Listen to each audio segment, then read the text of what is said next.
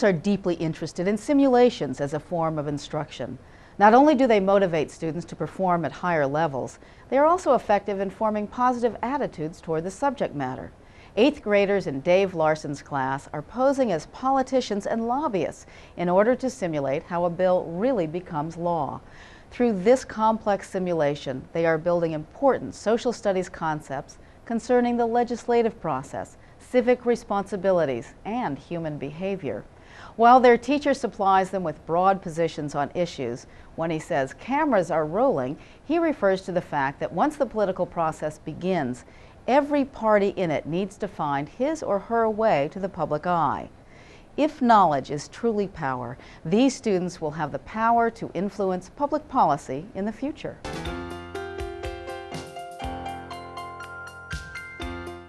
The planning is, for any simulation, is incredibly complex, especially when you're creating it on your own, and especially like this simulation where there are so many moving parts.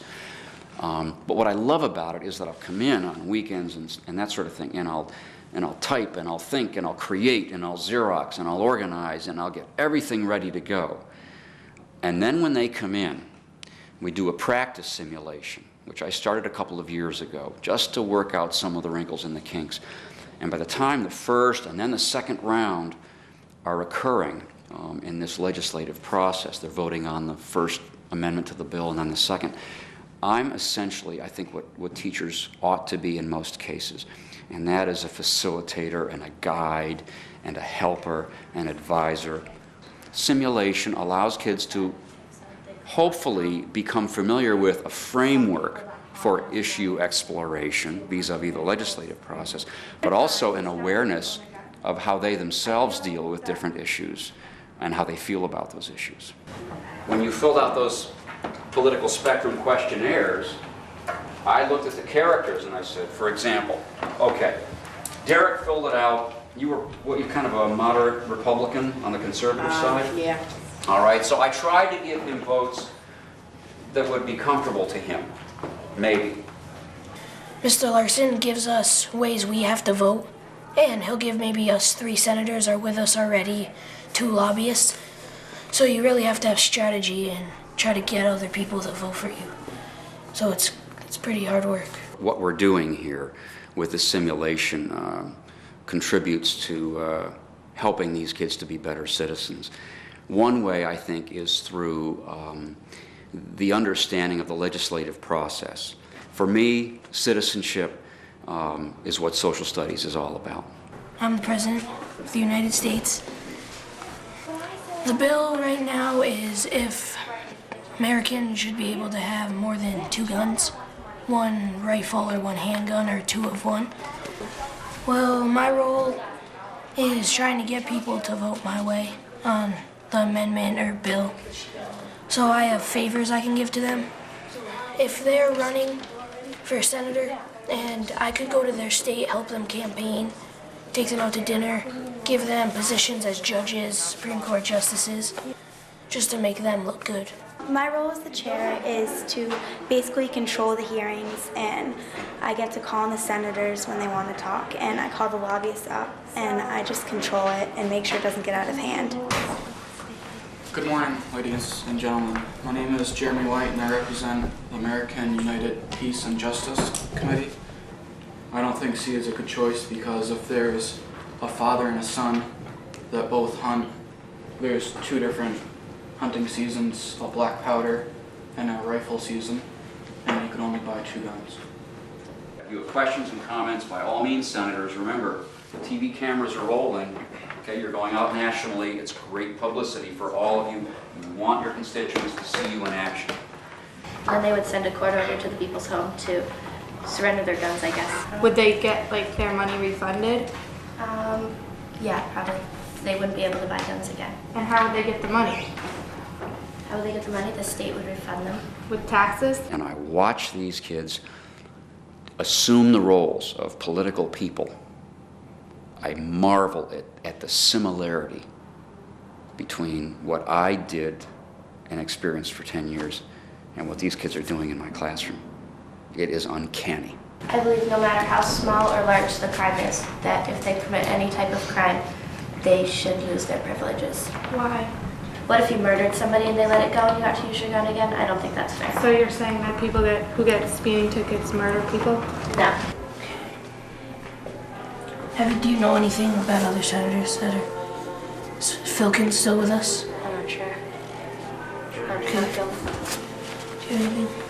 Well, when you go for final negotiations, make sure that you go to those people and ask them. Okay. Are you? Go get Filkins. Okay. Kids will come to me and say, well, Mr. Larsen, what should I do? You know, the president's putting a lot of pressure on me, but I really feel that he's wrong and I'm right. And I explain to them, okay, here are the consequences of going with the president. Here are some possible consequences of going with your own beliefs and your own morality system. Good luck. And they understand. And I think they respect the fact that I'm not giving them answers.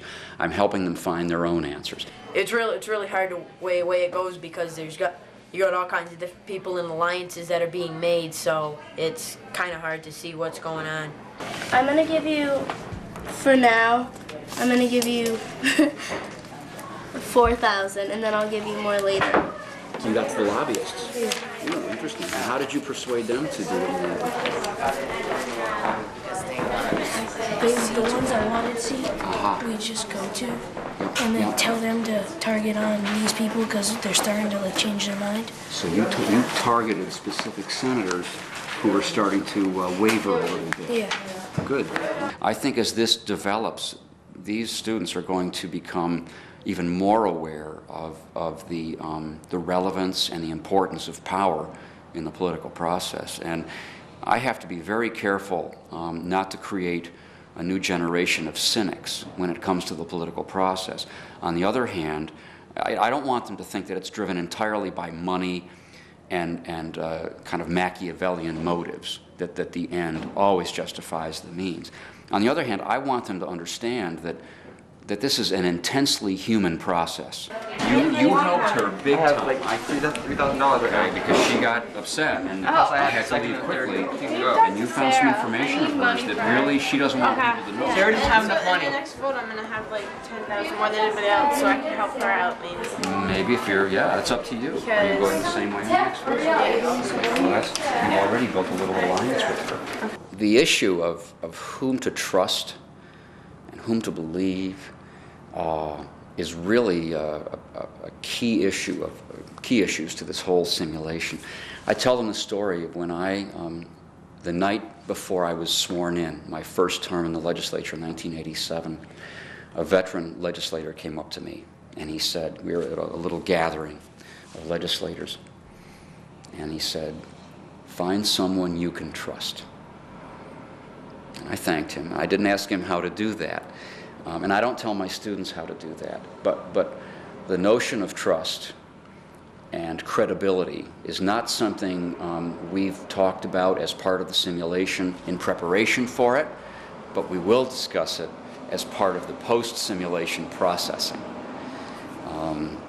because they will have had the experience and they will certainly be ready to talk about how they've dealt with those challenges of interpersonal relationships. You decide in the practice round who you can trust and who actually goes with what they say they're going to go. So you can only really trust people that are going to act reliable, and you just kind of feel it if you could trust them or not. With all the different rumors going on, you hear all kinds of different rumors. You've got to figure out if it's fact or fiction or what it is. And again, I get back to this theme of introspection, which they'll begin to talk about and think about today, and they already have been. I mean, kids will come to me individually and talk about the different options they have as human beings to explore choices that they have. They're getting a lot of pressure from the senators, from their lobbyists, from the president, from their constituents, from their friends. There are lots of different ways and reasons that people vote for a bill, and we'll review them very quickly today. Okay? They need to get reelected. Okay? They don't buy votes with it. They shouldn't anyway. But they need the money to get reelected. Okay? Personal beliefs are good.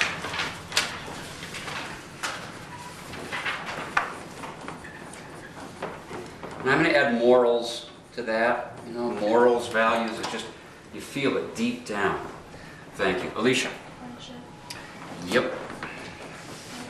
And I think that's happening already. Friendship. My feeling is that anyone who wants to be involved in the legislative process has to understand human motives and how human motives can be influenced and affected in ways that are unseemly in some cases. I mean, some of these kids, so when they heard about campaign contributions, say, well, that's bribery.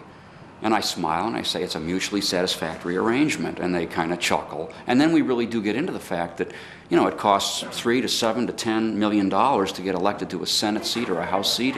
And I want them to know that, because I think the role and influence of money in politics needs to be understood. I'm not giving you money.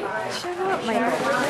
Be quiet, okay? You can't say anything. What I was supposed to vote is not what I'm voting for, and what I'm voting for now is what I believe. See? Senator Edwards. What about here? Skip him. Where you skipped all these people I know. He's the last one. Oh, see.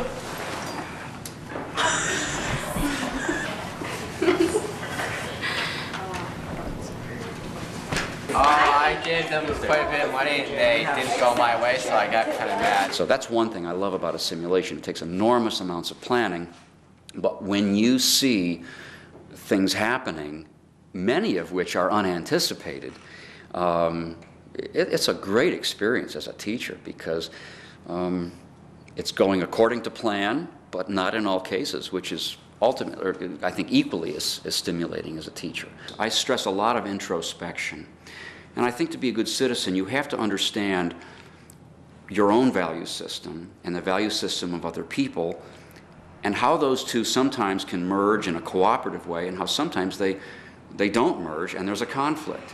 Observations, conclusions, anything at all about the first round. Sometimes people betray people a lot. Betrayal and friendship, part of politics, would you say? I think they learn a lot about themselves and about their peers, and a lot of that I can measure because of the kinds of questions I ask at the end of this simulation.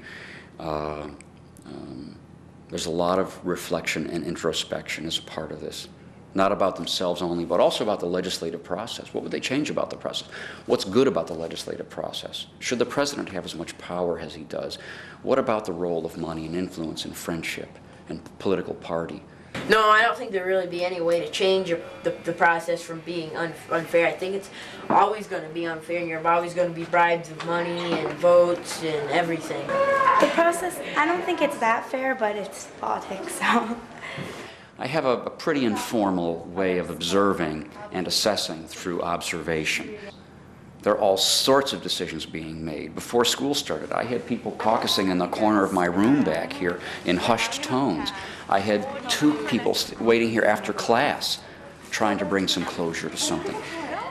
One of the frustrations of this is that this is so rich, I think, a very rich activity in so many ways. There's no way in the world I can observe all of it and even be aware of everything that's going on. And I'm not a control freak, but I do like to know what's going on in my classroom. I do take notes during the hearing, because that's a time, there's a little more structure to it. We have a lobbyist giving testimony and being questioned by senators, and senators making little speeches. Hunting, so you can just buy one if you... I believe the fact and the reality is that assessment takes place every day in every classroom in a myriad of ways, many of which are highly complex and which demand us to be equally as complex and thoughtful and sophisticated as we develop assessment systems to measure what's really going on in Vermont schools. How successful have you been? And as I point out, remember, points or money or favors or whatever aren't the only measurements of success. You have to decide whether or not you've been successful, and you get to define what that success looks like. So last year, I sat down and I said, okay, what would I like these kids to be aware of? What would I like them to reflect on? And so I came up with a series of 18 questions, most of which are reflective, none of which have anything to do with memorizing facts or information. And I was thrilled with the responses. They were many of the responses from many of the students were deep, they were thoughtful, they were enlightened, they were complete, they were sophisticated. I think that it's more interesting to learn by this process because you actually understand what more people do and what actually happens in life. Everyone's like getting really into it, and they're willing to risk a lot to get people to vote their way. You really get to you need to put your feet in someone else's place, and you need to learn like how they really do their work, like their job. I love the simulation. I think it's very fun because you feel like it's the real thing. And this has made me want to be in like politics when I'm older too.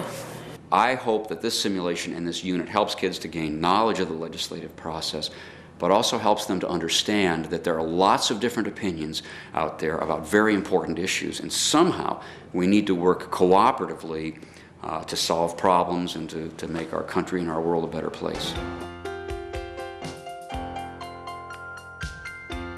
Political science is the study of how people organize themselves and exert power to get what they need and want. The students in this class are learning this firsthand and will not soon forget the powerful lessons from this simulation. Their deepening insight into human behavior will enable these students to make better judgments concerning their own lives and work effectively in building humane communities in the future.